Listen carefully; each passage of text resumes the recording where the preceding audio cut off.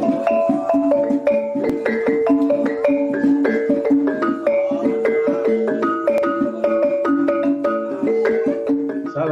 saudaraku yang saya kasihi di dalam nama Tuhan kita Yesus Kristus. Renungan harian kita pada hari ini diambil daripada Yohanes pasal 1 ayat 14. Saya bacakan di sini ya. Firman itu telah menjadi manusia dan diam di antara kita. Dan kita telah melihat kemuliaannya, yaitu kemuliaan yang diberikan kepadanya sebagai anak tunggal Bapa, penuh kasih karunia dan kebenaran. Inilah Injil Kristus. Oke, saudara, firman yang telah menjadi manusia dalam ayat 4 itu tadi. Kemudian lepas itu firman itu bersama-sama dengan Allah, Yahweh sendiri, yang kita lihat dalam ayat 1 tadi. Kemudian dikatakan di situ, Rasul Yohanes mengatakan, firman itu adalah Allah. Ya. Oke, untuk makluman sebagai pengenalan kita lah. Ya. Ramai ahli teologi membuat tafsiran yang kurang tepat ya mengenai ayat ini. Mohon dengan izin lah ya. Saya tidak mengatakan begini, saya lebih tahu. Tetapi daripada apa yang kita dapat lihat, rasakan sekarang ini, sebenarnya itulah yang terjadi. Ya, tafsiran yang kurang tepat membuatkan kepercayaan orang lain itu sendiri kurang tepat. Ya. Jadi para penafsir ini membuat pemahaman bahwa Yesus itu adalah firman Allah yang telah menjelma menjadi manusia. Sesuai dengan apa yang dikatakan oleh Rasul Yohanes. Nah, saudara, banyak akibat, ada beberapa akibat sebenarnya yang telah terjadi karena tafsiran itu. Yang kurang tepat maksud saya. Ya. Akibatnya terjadi suatu debat dingin di antara para teologis. Ya, mereka belajar di sekolah teologi. Selepas itu yang satu ini pemahaman dia lain, yang satu ini pemahaman dia lain. Dan akhirnya terjadi perdebatan yang dingin. Yang dingin, yang ialah sebenarnya tidak mau kalau itu spread up. Tetapi sebenarnya orang mengetahuinya. So, kesan daripada debat dingin itu adalah pertumbuhan denominasi yang baru. Bayangkan itu. Ya. Setiap denominasi mempunyai ajaran-ajaran yang tersendiri. Termasuklah ajaran-ajaran yang baru. Akibat daripada penafsiran daripada apa yang mereka telah pelajari. Itu. Jadi itulah saudara, kesan daripada tafsiran yang kurang tepat. Ya. Akibat daripada denominasi itu yang banyak sekali wujud, terutama sekali di zaman-zaman sekarang ini, maka wujudlah suatu istilah yang dipanggil gembala curi domba. Ya, ada seperti itu. Dia curi domba kami ya. Seperti gembala itu, pendeta itu dia mencuri domba kami. Seperti itu, saudara. Ya, jadi timbul sesuatu yang tidak sehat. Tapi sebenarnya inilah cara iblis untuk memecah belahkan keluarga Kristen itu sendiri. Dia menyusup melalui pimpinan gereja yang imannya bukan dibentuk oleh hubungannya dengan Yahweh itu sendiri, tetapi dibentuk oleh pemahamannya tentang apa yang dipelajarinya di sekolah-sekolah Alkitab, sekolah-sekolah teologi. Seperti itu, saudara. So, untuk mengatasi perpecahan di kalangan keluarga Kristen itu sendiri, ya, pengikut Kristus tidak seharusnya bergantung kepercayaannya kepada ajaran pimpinan gerejanya semata-mata. Jangan Anda mempunyai keyakinan, kepercayaan kepada Tuhan hanya karena mendengar pengajaran. Ya, Yahweh sendiri sudah membuka ruang sebesar-besarnya, ya, untuk orang Kristen memahami firman Yahweh itu sendiri. Yaitu pertama, ya, pertama melalui ibadah yang sungguh-sungguh, ya, untuk mengetahui lebih dalam lagi tentang firman Tuhan. Melalui ibadah yang sungguh-sungguh, Roh Kudus akan menuntun jiwa kita kepada pengetahuan yang sejati tentang firman Tuhan. Sementara saudara membaca Alkitab, Roh Kudus itu akan memimpin akal budi saudara untuk memahami apa yang disampaikan di situ. Jadi jangan terlalu bergantung, ya, jangan terlalu bergantung. Tetapi jangan juga ada kepura-puraan. Wah, Roh Kudus beritahu saya begini-begini. No way. Ya, jangan tipu sesama manusia, ya. Oke, itu yang pertama. Yang keduanya, melalui catatan-catatan yang menjelaskan maksud yang disampaikan oleh setiap ayat di dalam Alkitab. Saya percaya itu. Banyak sekali naskah-naskah sekarang yang sudah dikumpul untuk membuktikan. Ya. Sebagai contoh, saya belum pernah ke sana lah. Tapi sebagai contoh dikatakan naskah Laut Mati. Ya. Dan banyak lagi lah. Sedangkan di Borneo ini saja, saudaraku. Di Borneo ini ada bukti-bukti yang jelas tentang peristiwa banjir besar zaman Nuh. Ya, diceritakan bahwa ada satu banjir besar yang menenggelamkan seluruh dunia ini. Dan ada satu keluarga yang pergi di atas bukit. Kemudian ketua keluarga itu, kampung itu mengatakan, oh, udut, seperti itulah. Itu kepercayaan apa ini cerita di sini. Mereka sebenarnya belum tahu siapakah Yahweh itu. Tetapi apabila kita melihat kepada peristiwa sejarah di Timur Tengah, baru kita tahu. Jadi jelas sekali bahwa Yahweh itu sudah ada. Memang telah ada. Dialah yang menciptakan langit dan bumi. Cuma saja masyarakat di Borneo belum mengenal sepenuhnya tentang Yahweh itu sendiri. Ya, kalau dia kenal pun, ya, namanya lain sedikit dan akan menjadi satu kekeliruan di antara Yahweh yang benar dan iblis yang menyamar sebagai Yahweh. Nah, itulah, ya. Oke, itu yang keduanya.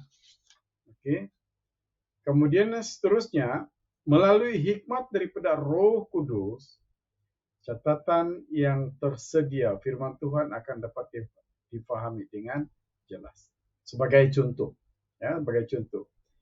Kalau pernyataan Rasul Yohanes dalam Yohanes pasal 1 ayat 14 itu bahwa firman itu telah menjadi manusia. Sangat jelas bahwa penyataan Rasul Yohanes itu bertentangan sekali dengan pernyataan Paulus dalam pernyataan Petrus dalam Matius pasal 16 ayat 16. Waktu itu Yesus bertanya kepada murid-muridnya, menurut kamu siapakah aku? Nah, seperti itu. Kemudian Petrus menjawab, Mesias, anak Allah yang hidup. Mesias, ya, anak Allah yang hidup. Ini juga bertentangan, ya, dengan perwartaan malaikat kepada gembala-gembala yang menjaga domba mereka. Ya, malaikat itu datang kepada para gembala itu dan mengatakan, hari ini telah lahir bagimu. Untuk mengetahui lebih lanjut, lihat dalam Lukas pasal 2 ayat 11. Ya. Oke, kita lihat kepada persoalannya. Ya, kita lihat kepada persoalannya. Kalau benar bahwa Yesus adalah jelmaan firman, kenapa Rasul Yohanes tidak menyatakannya semasa Yesus bertanya kepada mereka itu sendiri, kepada murid-muridnya itu, yaitu mereka lah, ya, ke-12 rasul itu. Kan? Ya. Siapakah dia itu? Lihat di dalam Matius pasal 16, Matius 16 ayat 15 sampai 16. Jadi itulah persoalannya. Tapi sebenarnya begini, ya, pernyataan Rasul Yohanes itu sebenarnya dalam Injil Yohanes pasal 1 ayat 14 itu, ya, sebenarnya kalau kita lihat betul keseluruhan Injil Yohanes itu, cara penulisan Rasul Yohanes ini berbeda, tahu.